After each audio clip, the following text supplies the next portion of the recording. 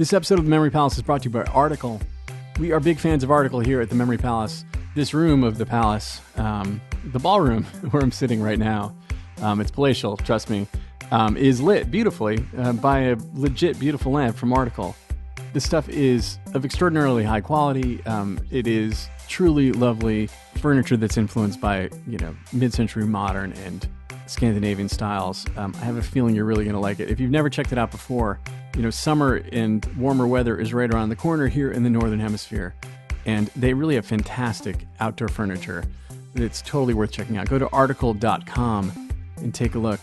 The stuff looks great, and it is made with all these outdoor-friendly materials like teak and acacia wood and granite and galvanized steel and rattan. And it comes to you with a flat delivery fee of $49, regardless of what you're buying and how big the order is. So go to www.article.com/memorypalace and get $50 off your first purchase of $100 or more. That is www.article.com/memorypalace. Go check it out.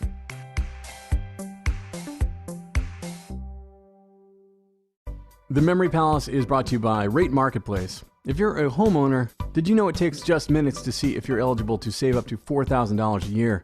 Rate Marketplace is a home financing engine that uses a fast and easy online process.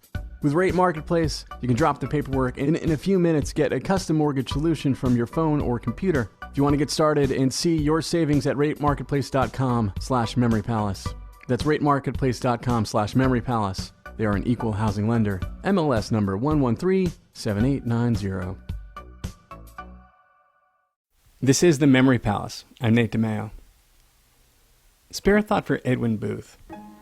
First, let's remember that his brother John Wilkes was an actor. And if he weren't an actor, then he doesn't kill Lincoln.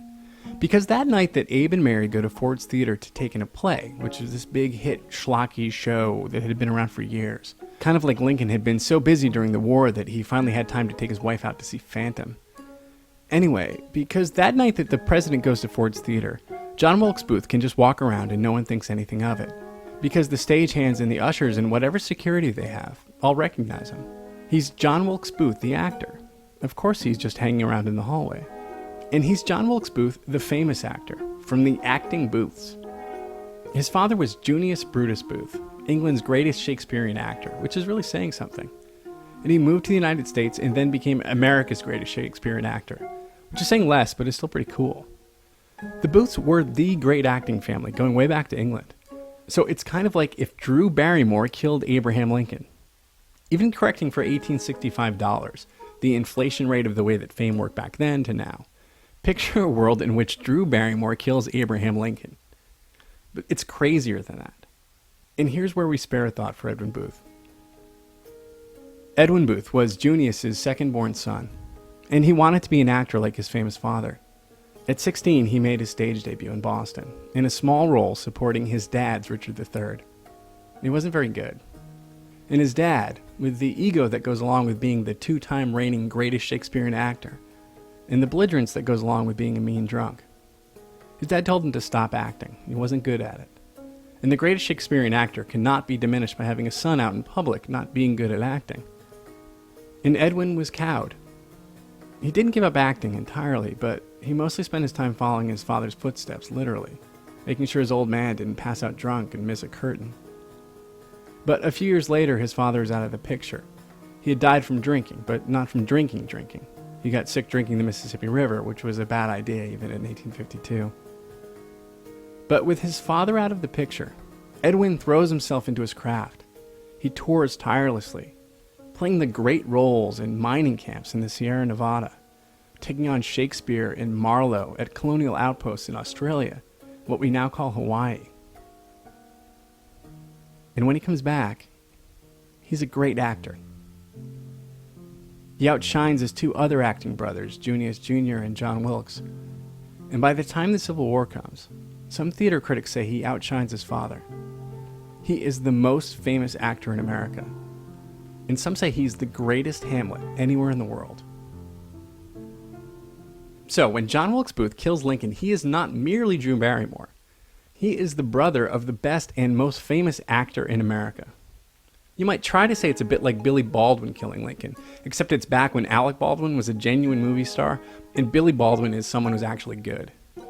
Except that doesn't really do it either. So just imagine that Drew Barrymore today is the sister of Paul Newman at the height of his acclaim, and she kills Abraham Lincoln. So again, let's spare a thought for Edwin Booth. It's 1865, and Edwin is the greatest actor in the United States. The late, great Junius Brutus Booth is now remembered as Edwin's father, instead of Edwin being remembered as his father's son. And then one night, his youngest brother kills the president.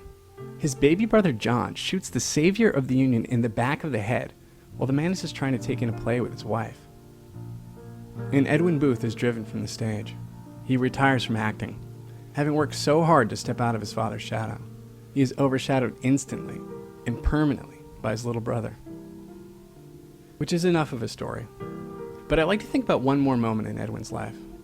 Not the one that takes place years later in Manhattan, when he sees a man falling onto the train tracks and he leaps down to grab him, only to realize after he pulls the man to safety that he just saved the life of Abraham Lincoln's son.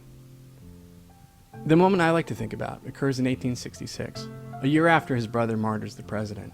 After John dies, after the barn he's hiding out in is burned, after the conspirators are hung, and after Lincoln is buried and Whitman writes When Lilacs Last in the Dooryard Bloomed, after being shocked and depressed and sure he'll never be able to act again, he's coaxed out of retirement to play Hamlet for one night on Broadway. And he is sure he'll be booed, or maybe even worse. And he knows he couldn't blame anyone if he is. But he waits in the wings, and he hears his cue to step out on the stage. And he enters as Hamlet to hear from Horatio about his father's ghost. And the crowd stands up and applauds, and applauds, and applauds.